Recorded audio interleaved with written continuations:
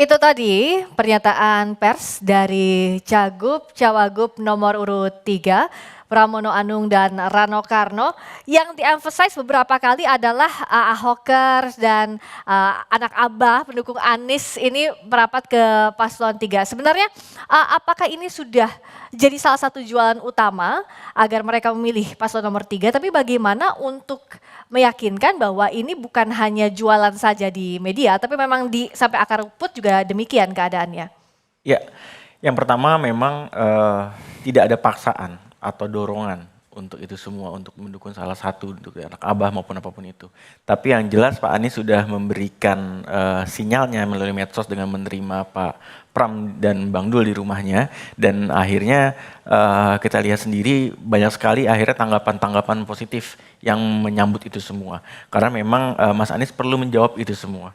Jadi ini juga menjadi baik bahwa akhirnya pendukungnya Pak Anies dan pendukungnya Pak Ahok bisa bersatu dan membangun Jakarta bersama-sama dan memastikan semua janji yang disebutkan tadi itu bisa dieksekusi bersama-sama dan bisa diwujudkan untuk warga Jakarta. Kalau Bang Billy melihatnya apakah ini jadi jualan utama, karena bagaimanapun juga kan Pak Ahok dan Mas Anies ini punya basis massa yang besar untuk di DKI. Nah, tapi kalau dari pasangan Ridho, apakah bisa meraih para pendukung mereka juga?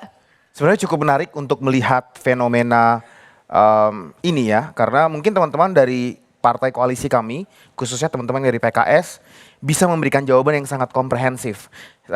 Dari teman-teman dari Gerindra juga bisa memberikan jawaban yang komprehensif, karena Pak Anies Baswedan sendiri partai pengusung beliau yang betul-betul loyal mendukung beliau menjadi seorang pemimpin adalah Partai Gerindra yang pimpinannya adalah Presiden Prabowo saat ini. Beliau didukung penuh oleh Partai Gerindra. Teman-teman PKS juga sama-sama mendukung Pak Anies Baswedan selama pemerintahan dan selama kepemimpinannya. Dan sekarang Gerindra dan PKS dua-duanya ada di koalisi yang mendukung Ridwan Kamil dan Pak Suswono. Sehingga juga cukup menjadi pertanyaan yang menarik ketika melihat atau bahasa medianya PDIP mendadak Anies gitu. Padahal sebelum-sebelumnya banyak sekali kebijakan-kebijakan Pak Anies yang dikontra oleh teman-teman PDIP yang mengusung Pak Pramono Anung dan Pak Rano Karno. Jadi jangan lupa bahwa Pak Pramono Anung dan Pak Rano Karno itu diusung oleh partai PDIP yang lama secara historis berseberangan dengan banyak sekali kebijakan-kebijakan dari Pak Anies Baswedan.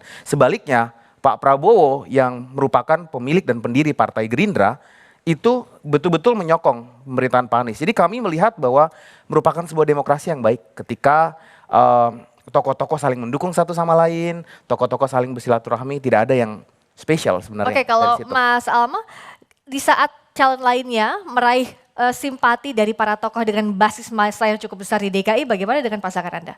Ya, jadi Kak, ini anak Abah di sini nih. Ini saya anak Abah salah satunya. Tuh di situ banyak tuh anak Abah tuh, anak Abah Anies. Tepuk tangan dulu dong yang di sana. Ya, tuh. Banyak banget di sana. Jackmania juga banyak di kami. Ya, Ahoker juga banyak di kami. Tapi kan kita nggak perlu blow up kayak gitu-gitu Kak. Karena kami bukan menyasar kelompok Kak. Yang kami minta restunya, yang kami minta ridonya adalah, ya restu adalah warga Jakartanya Kak. Overall semuanya. Tidak berdasarkan golongannya, tidak berdasarkan siapa yang dia tokohkan ya. Jadi semuanya Kak, kami menyasar seluruh warga Jakarta. Maka setiap belusukan itu ya, setiap kami silaturahmi, mohon maaf, kami silaturahmi di lapangan, kami terima semua Kak.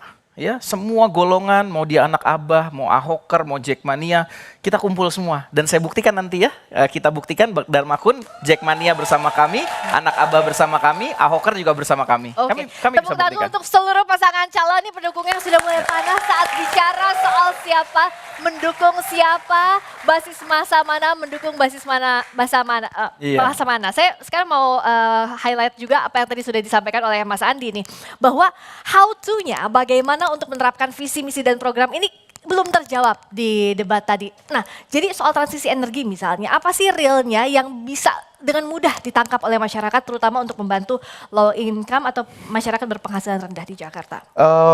Kita bicara kalau tentang yang disampaikan oleh Pak Ridwan Kamil tadi, seorang pemimpin itu dalam isu-isu climate change, dalam isu-isu transisi energi, dalam isu-isu karbon, perpaduan kemampuan dalam 3 hal. Pertama adalah policy making, kemampuan untuk mengeluarkan kebijakan yang terbaik dan keberanian politik untuk mengeluarkan kebijakan tersebut. Yang kedua adalah teknokratis, kemampuan teknis, rekam jejak.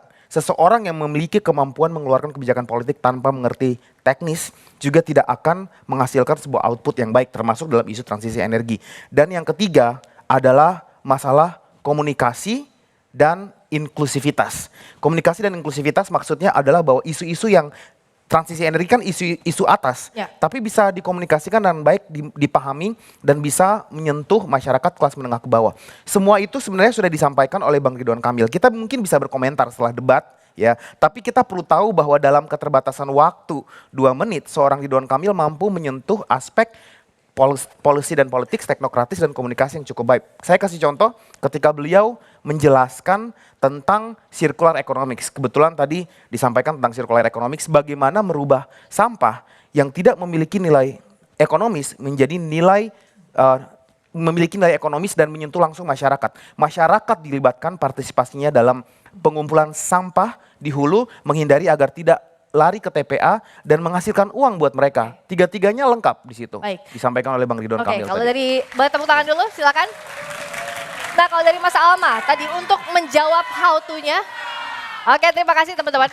Nah, kalau dari Mas Alma tadi bagaimana untuk menyentuh how to-nya kan belum tergambarkan, tapi secara sederhana, secara mudahnya seperti apa soal transisi? Ya, transisi energi tadi Kak, Bang Dharma udah jelaskan tadi. Dari diesel yang BBM ya dirubah jadi biodiesel. Dari rumput laut, dari buah nipah, dari mangrove ya, dari bakau. Nah itu dirubah menjadi ternyata kalau dirubah jadi biodiesel dari mangrove tadi, dari rumput laut tadi, lebih irit Kak. Jadi 1 liter biodiesel mangrove itu lebih irit 5 kali lipat ya, seperti 5 liter diesel atau BBM biasanya, solar biasanya. Dan kayak tadi lagi transisi energi tadi pengurangan emisi. Kita mengurangi lampu merah, titik macet kita kurangi sehingga ada overpass, ada underpass sehingga titik macet hilang ya dalam waktu 7 hari. Baik, terima kasih.